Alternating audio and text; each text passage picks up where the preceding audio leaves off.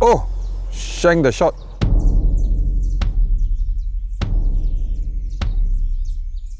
Welcome to the Fairway Leader, a conversation with global leaders about ministry, life, family, and so much more. Some of my greatest conversations about ministry have not been in conferences, have not been based upon books or even podcasts that I've listened to. They've been on golf courses as I'm having conversations with individuals that I'm willing to spend 5 or 6 hours with. I invite you into a conversation.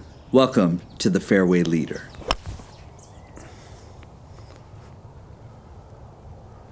Friends, my name is Abe Daniel, Senior Pastor of Trinity Life Center in Sacramento, President and founder of a ministry called Pathway. This entire conversation today is what I'm calling the Fairway Leader. We're on a golf course. I'm with my friend, Pastor Dominic Yeo, former Senior Pastor of Trinity Christian Center in Singapore, General Superintendent of the Assemblies of God in Singapore, and now Chairman of the World Fellowship of the Assemblies of God, overseeing the 85 million adherents globally. Pastor Dom, thank you. Welcome to Sacramento. Thank you. Thank you for the chance to play golf, but also talk about ministry and leadership. And we're going to let you go first because that's what we do with friends. We're going to let you start. That's what we're doing. Oh, let's not play courtesy golf. No courtesy. No. Right at it.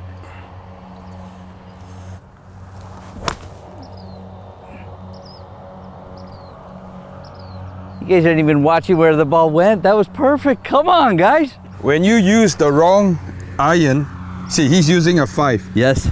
I'm using a 9.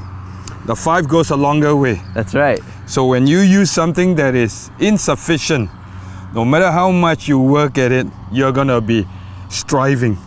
God never calls us to strive, but to thrive. You have to work harder. Yeah. Yeah, and then some of us cheat. That's all right. All right.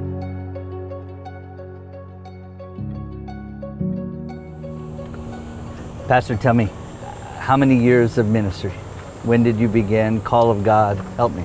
I have been in ministry for 38, 39 years now. Okay. Since 1985. Okay. I came into ministry in 85. I've been enjoying it. In fact, I got saved in 1980. So 5 years after that, I came into the ministry. Okay. With lots of enthusiasm. It's been wonderful. Call of God. Tell me about your moment. Was it a moment? Was it progressive? I often thought about the call of God because the calls can sometimes be viewed extremely mysteriously. Yes. Because some people expect a call to be an angelic visitation. Right. Audible voice of heaven, audible right? voice. But for me, it was really having such an intense love for God, such a passion for God, that all I wanted to do was to serve Him. If that means coming in full time, that's what I wanted to do. Yeah. Wow. Yeah. Beginning, the church that you were saved in, was that Trinity? I got saved at a crusade meeting of the Assemblies of God. Okay. And I went to Trinity the next day. Wow, okay. Yeah. Because the friend who invited me to the crusade, he didn't know many people in Trinity. He was new to the church then. Okay. He said to me, you should come to Trinity because I don't have a friend. This is my second ball. Friends, can we just take a real quick picture? That's mine. Go ahead and show that one real quick there. That's me. This is Pastor Dom. Not that it's going to ever happen again. I just wanted at least one example of that. Let me mark it. It doesn't mean that you're closer. You're going to put it in. Oh, wow. That's not a good putt.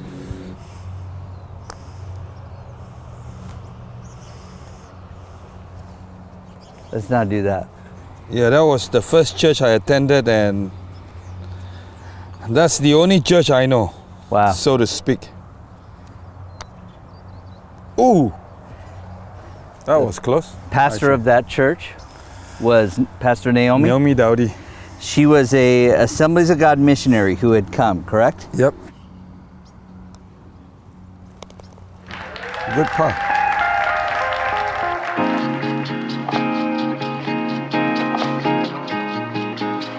Pastor Naomi as she was serving as the pastor, tell me, did she immediately connect with you?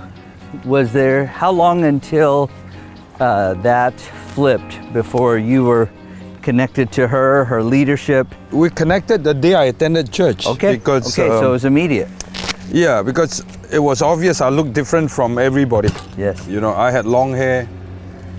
I wore bangles and stuff. I stuck out like a sore thumb. Wow, okay. When I first came to Trinity, everybody knew.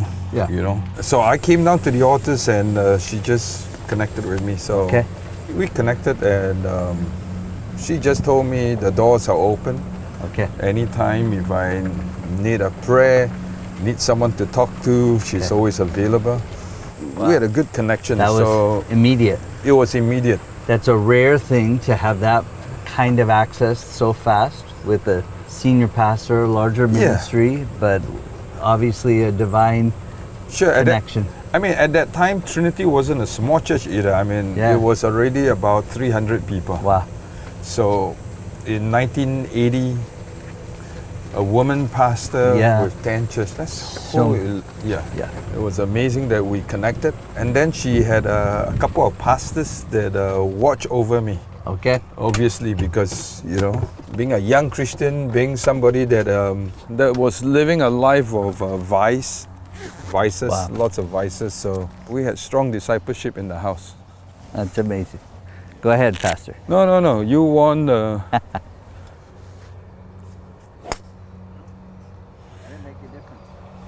No, you are playing honor golf now. Yeah. You're honoring your guests. Yes.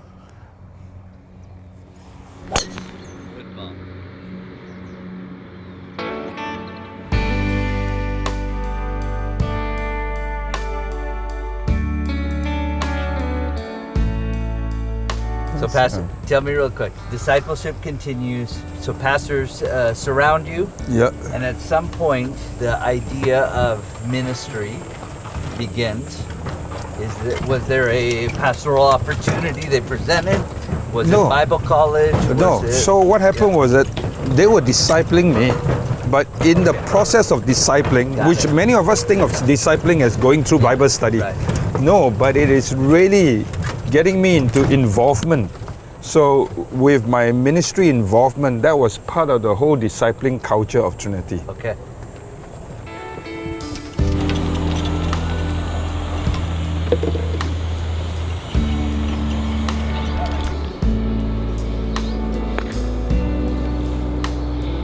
I'm a good shepherd. I find my lost sheep. Let's not waste ball. And so the journey they had, the journey they took with you, Yeah. began to produce the ministry moment, yes? Yeah. How long into the moment from salvation to the moment of pastoral opportunity? How long was that? It wasn't too long. It was at a year. 1 year. Yeah. And the first ministry position? I was involved with the Royal Rangers Royal Rangers, so children's ministry. youth ministry. Youth? Ages of the kids? 14 to 16. Okay, So here we go. Right here. They trusted ministry to you. Royal Rangers was the first. Yeah, so I was involved with Royal Rangers with one of the leaders that was mentoring me, who Okay. later became the associate pastor of Trinity. And by the second year, he handed the whole entire Royal Rangers leadership to me. How far is this? It says 250, but I don't think that's right. Is this a par 5? Oh, I didn't even look.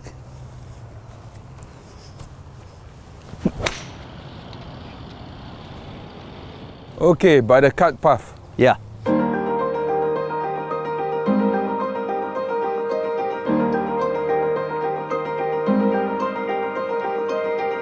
And over time, ministry is growing. Yeah, and then from Royal Rangers, I got involved with the music ministry. Singing, Musician. instruments, Musicians, as a guitarist. guitar, okay. Yeah. Do you still play? No, I haven't touched the guitar for years. Now this would be about 110. Probably. It's a red flag. Yeah. 101. 101. Wow. I'm in between. Oh, shanked the shot, looked up, stop. Okay, I'm safe. So 2 years later, so I got saved on 1980. So by 82, I became the Royal Ranger Commander of our outpost. By 83, 3 years after my salvation, I was not only heading the Royal Rangers, but I was also involved with the Youth Ministry of Trinity. Good ball. Okay, that's called a bad good shot. Yeah. So 83 Youth Ministry and Royal Rangers. By 84, I was actually involved in the teaching ministry of the church already. Okay. I move up pretty fast. Okay. And when it comes to what is the year that you eventually, July 85, when did you begin the senior pastorate? 2005. 2005. So 20 years later, Yep. you would be succeeding Pastor Naomi. Yeah. When you succeeded Pastor Naomi, tell us about the size of the church at that time. The church was about 2,000 At that time, okay. at that time. For a good 10 years, Trinity was stuck at that 2,000 mark. Okay. Yeah. How many pastors were on the staff when you came in 05? 27 pastors and about 18 administrative staff. But no fault to Naomi over those 10 years where we couldn't break the barrier. Because the thing about Naomi is that she shared the ministry with every one of us. So in a sense, she wasn't driving the church. She was actually allowing us, the national pastors, To step in and to have begin. a hand in run. And of course, it's a mega church to begin with. And she allowed us to, I use the word experiment. Safe place to fail. Yes. Try. Yes. So that to me is one of the laws of leadership. In terms of, when we talk about leadership, we're talking about development of Yeah. leaders. You need to create a safe environment. So, I mean, if it was a church of a smaller number, you could bring it down very quickly. Yeah. But at 2,000, you're failing at a certain quarter. Yeah. And it's still redeemable. So we had that in Okay. place. Okay. As you step to the seat of senior pastor, leader, number one chair, talk to me about the theme of vision, of mission, the strategy that God began to download. So when I came into place, I had to ask God for a vision. To begin with, when I took over from Naomi, I said to her, "What's your vision?" I said to her. Okay. She said, "No, it cannot be my vision. What's Your your vision for the church going forward?" Wow. So that's Naomi. So I had to go away Wow. and ask God for a vision. So when I finally got a vision, I then had to do a little bit of, I call it research. I had to go on a Nehemiah journey where Trinity was concerned. Okay. Naomi wasn't the founder, but she's one of those that established a church. So I had to go back and redig the wells of the beginnings of Trinity. So I believe redigging the well for revival. So I redug the well of the first 3 missionaries and then Naomi, asking God, in those instances, what were the redemptive gifts and purposes that were released into the church? Wow. Then that journey with Naomi, in a sense of what did she do, why the church hasn't grown, blah, blah, blah. And out of that, I understood a prevailing culture. Wow. Then I look at the prevailing culture, look towards the vision. Would the prevailing culture lead you to this vision? Okay. And I realized that it wasn't. So I had to come before God and say, Wow. allow me to bury. Yeah. So we honor the Honor the legacy. past. We honor the legacy, but we are not entrapped by the legacies of the past. So good. So we honor the legacy, then we look forward to what is it that God has right now. You tell me if I'm wrong. I'm in what I call a legacy church. And oftentimes the history can become the anchor that prevents the church from moving forward if all we look to is the past. Because the past can sometimes be bigger than the future. Right. So that becomes dangerous. That becomes the anchor, Yeah, right? yeah. There's a U.S. president who said, if all you look to is the past and the past and the present, you're guaranteed to miss the future. Yeah. And so you put a period at the end of that Yeah. season. How old was the church at that point? Almost 40 years. Almost 40 years. Yeah. 40 years of ministry, Yeah. a period, not the Because end. Naomi was there for 35 years. Okay. And then, And there were multiple three. missionaries So, before. so it was 38 good Yeah. years. And I had to thank God for Yeah. each of those. So good. And I said, these are the gifts Yeah. that were seeded into the house. These are the gifts that would take us forward. I love it. So I didn't allow the history to control the future. So good. So when I knew the vision that God gave, then I asked God, how do I achieve it? Yeah. Because a lot of us will look to strategies. We will go to conferences and take ideas. Yeah. Yeah, I didn't. Right. I felt like growth is a spiritual thing. Okay. Therefore, I need to go to the one who created gives. spiritual nutrients for me. Wow. So God then began to show me by divine intervention the value set, so that Trinity Christian Center became a value-driven, vision-focused church. Wow. I know some people go on this purpose-driven church. You are purpose-driven. Sure. You can be driven by your purpose, but you have no goal. Some are oriented by a goal, and you can arrive there and be a different man, a different woman. Yeah.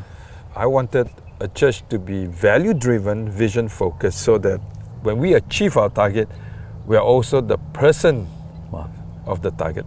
Wow. So that was how things began to be hand in glove in everything that we did. Yeah. It's good. Go ahead. You're up. Okay. See where the middle bush, you want to be right of that. Oh no.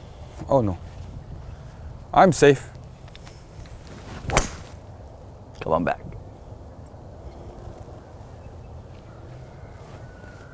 Okay, you're safe. Yep.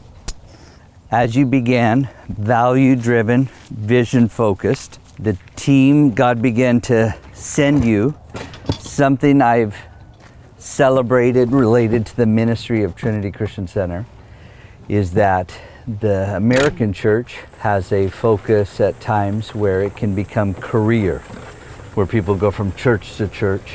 Having ministered, seen the fruit of your ministry, there were so many sons and daughters of the house. Yeah. The pastors that I met, I remember asking, tell me, how long have you been at Trinity? How did you come to Trinity? And in many cases, they began as children, as young adults, as young leaders. God's call began to materialize in that season, and it produced the opportunity for pastoral ministry. Yeah. And it's 20, 30 years later, and they're continuing to serve accordingly. And as we look at just your journey, I'm curious of how you recognized the team that God was trusting to you for this scope of value-driven, vision-focused ministry. Yeah, the beauty of it is that many of the pastoral staff in Trinity were my youth. Okay, so you had that long of a history with so them. they have been with me for a long time. Yeah.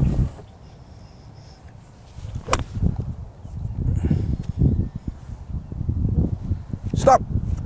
Okay. 4.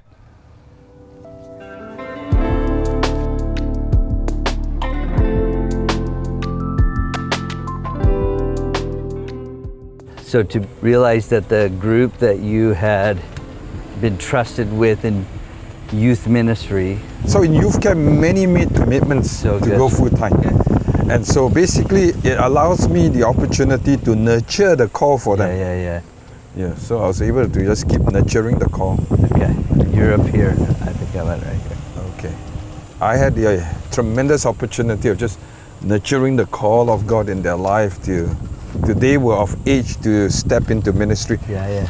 And because they were nurtured in the house, Yeah. there is a loyalty in the house. All of which are still there serving. Yes. Yep. Wow. Unless I kind of send them out to another church. Releasing them. Yeah, releasing them. Good. You guys are gonna laugh when the turkeys attack me. Hey, we could have turkey for dinner, you know. It's all lunch, yeah. You could hit them and we could eat them.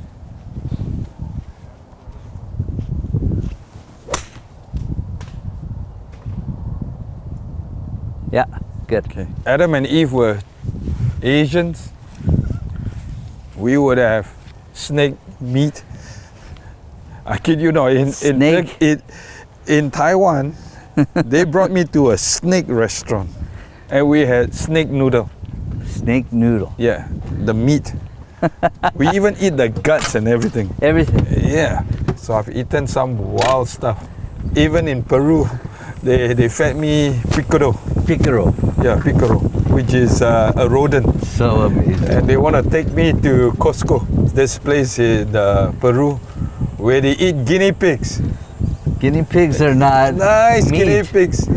That's not even a lot of meat. But is Yeah. it a delicacy then? Yes, yes. Wow. That's my ball here. You're up front, no? Oh, okay. I So think this mine- is yours. This is yours. Yeah, I'm up front. Yeah. So Pastor, talk to me. While serving in the role of lead pastor, Yeah. at some point, the Assemblies of God looks and says, we want you to serve. And this is now connected to the general superintendent role. For years, the Assemblies of God would come to me and ask whether That's you. I would avail my name to run for election. And I've often said no. And then when I assumed the leadership in 2005, Okay. I said no as well. And the reason is, you know, I just became a pastor of a church. I needed to take care of Trinity. And I was preaching a series of sermon about being active citizen. I could propagate active citizenry among the congregation so that we can be in politics, we can be in the Yeah. judiciary and yada yada. And the Lord spoke to me. You have responsibility as Wow. well in the Okay. spiritual arena, which is Assemblies of God. Yes. I told my corporate comms, looks like we will have to serve our nation by serving the Assemblies of God. Wow. Yeah, and that's when I allow my name to run. Good shot. Oh no, You're good. okay, Safe. good. Right in the center. Good. And what year was that where you stepped into the role? About 12 years ago, and when I allowed my name to run, I was actually in the USA. Okay. When they had the General Council meeting, I was Assemblies of in, God USA General Council? no, General Council the Superintendent. General Council of Singapore. Okay. While they were having the election, I was in Los Angeles doing a pastors' conference with a group of apostolic churches in the US. Wow. Okay. So I didn't think that people would vote for me because you're not Because there. you're not there. And in AG history in Singapore, absentees were never allowed to Right. Allow their be- name to stand, right? Yeah. Just in case, you know, Yeah. they get elected and they said no. So 12 years ago puts that 2012. Yep. So it's 2012 and you get word that they have Yeah. elected? So while I was Go ahead. there, okay, you should be safe. I think so. So I got word that Naomi, Dowdy and I were in the running for general superintendentship after the nomination vote. Was she there? She was there. She was there. Okay. So she let her name run. Okay. So we went, I think, about 3 cycles of the election. And that's when she Withdrew her name. withdrew her Okay. name because there was an overwhelming, it wasn't enough to tilt over because you But need growing. Yeah, But it because was you need growing. 2/3, but it was growing. So 2012 to now it's 2024 Yeah. to step into that role. Tell me about the difference with vision, value driven, vision focused in the local church versus so, national leadership. The church was growing, and I helped the church understand that my promotion is not just me, but when I'm promoted, the church is also promoted. Oh no, why am I shanking my shots? So I help them understand that when I'm promoted, they are promoted as well. There needs to be a lift, Yeah. so that they can be supportive of me. So How much of the Trinity ministry changed in that era based upon you stepping into this role, or was there limited impact because... Yeah, it was limited impact. Okay. And the reason is 2 years after I took over senior pastorship, on the third year, I started preaching once every... I only preached 3 weekends a year. So the first year I preached every week, second year I preached once every month. But the third year I preached 3 weekends a year. Wow. So whatever I was doing, I was preparing the church for transition. So as you came into the superintendent's role, how much of leadership change was required with focus? There isn't a lot. There wasn't huge changes that was needed because by the time the leadership of the church was in place. Okay. Yeah. And then how about the general council side? On the general council side, the executive had to get used to my kind of leadership, which was very different from the previous leadership. Okay.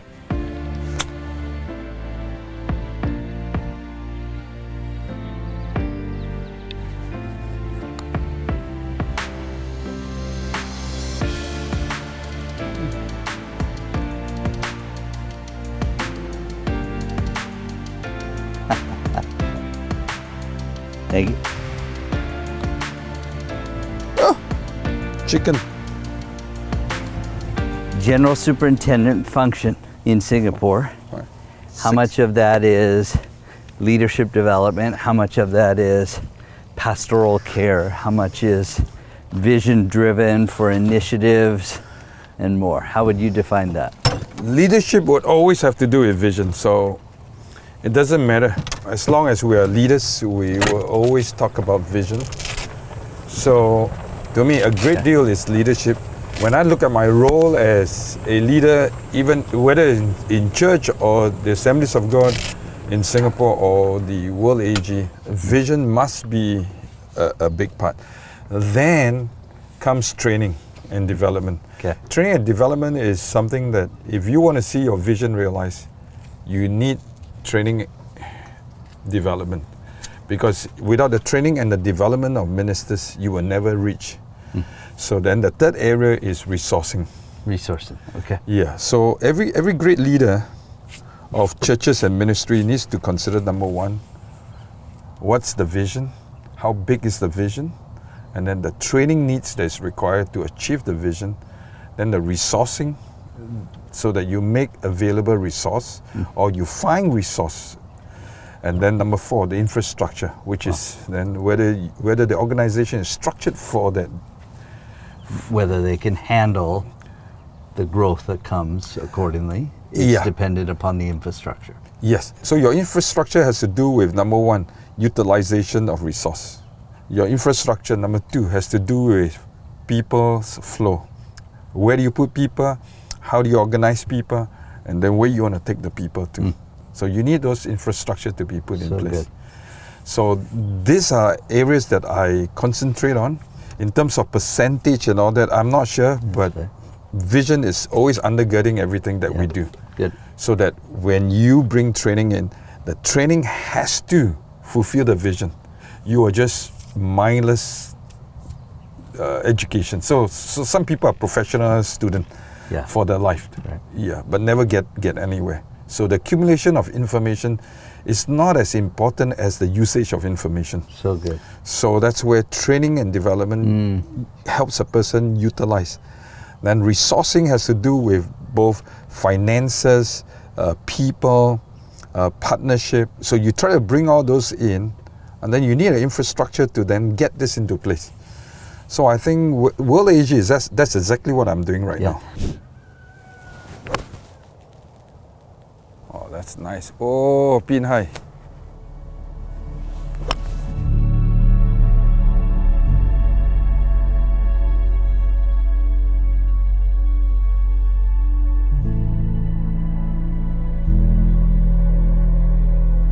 If we are just counting the Assemblies of God, yes, pure AG is 270 something thousand churches. Okay. Yeah, but with the affiliates that we are adding in right now, and we do have to add the affiliates because they are now joining the membership. Yes. Okay. Yeah, we have something like 400 over 1,000 churches. Okay. Okay. So we are less than halfway towards the 1 million goal. yes. Okay. And I mean, take for instance, if the different Pentecostal union starts joining us, then that number.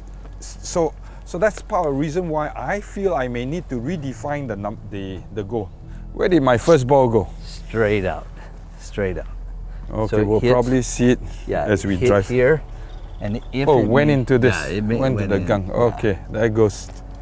Pathway will buy you another ball. Nah, I will just. Good chip, man. Thank you.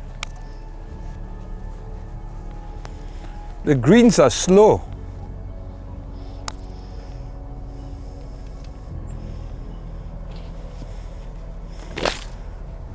Let me finish it. You're good.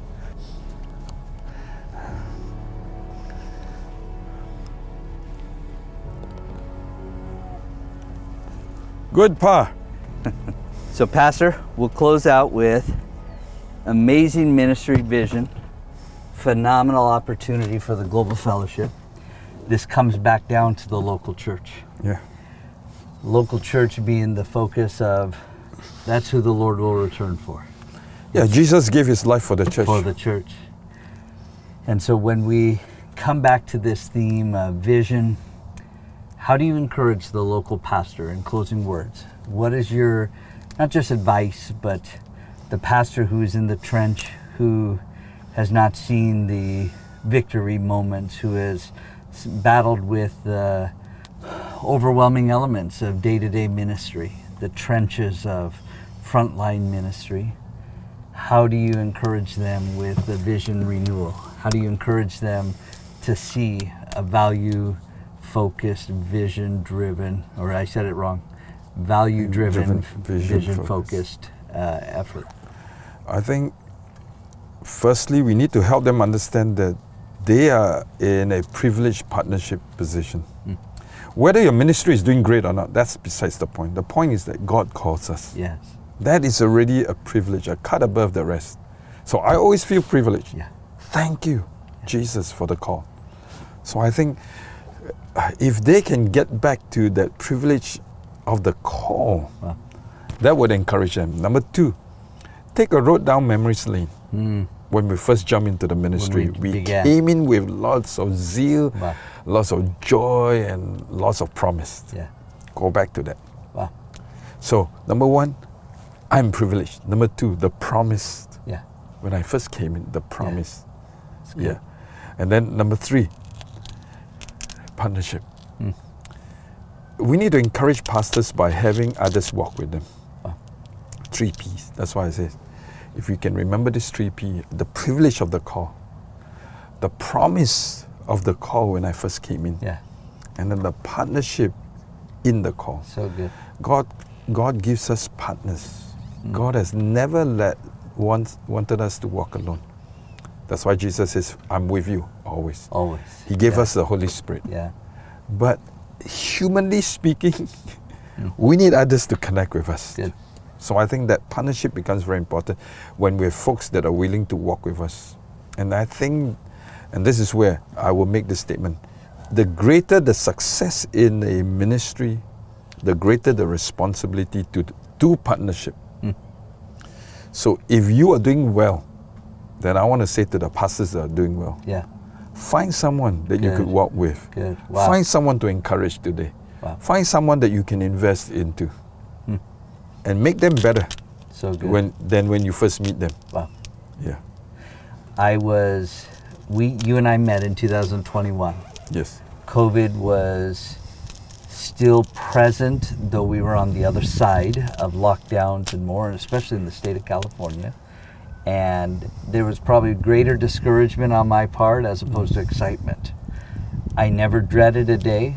I'm privileged by the call of God. I can't believe that He would trust me with ministry. Yes. And I live with that. I've never woke up once and said, I can't believe I have to go and do. I really have the attitude, I can't believe that he lets me do this. Yeah. And ministry has been hard. And I believe that God sent you in my life in a very unique season. There has been great encouragement. There's been one generation investing to another, but it was also a setting and a season in which I now am saying it's that, as you just said, a partnership. Yeah. And I celebrate the ministry God has trusted to you. I'm grateful for your investment, Thank you. indirectly and directly, into my life and ministry. And now that we get to encourage other young leaders, Amen. the ministry of Pathway, God has allowed now, 2024, over 7,000 leaders Wow. to engage with our platform. And we believe that we're not a direct partner with MM33, Yeah. but our role in serving specifically the Assemblies of God USA, and then beginning to serve other general councils around the nation for the leadership development side, the educational needs for a credential. It's really the leadership development of another generation. Which is important. Which is That leadership will enable MM33 That's to it. be realized. And that's our prayer. Yeah. And so I say thank you, not just for investing in my life, but for the students that are present and future, so that we can see the Lord celebrated and honored with this Amen. kind of global vision. Thank you for your leadership. Well, thank you for Thank you. investing in others. Thank you for your friendship. Yeah. Grateful. Blessings.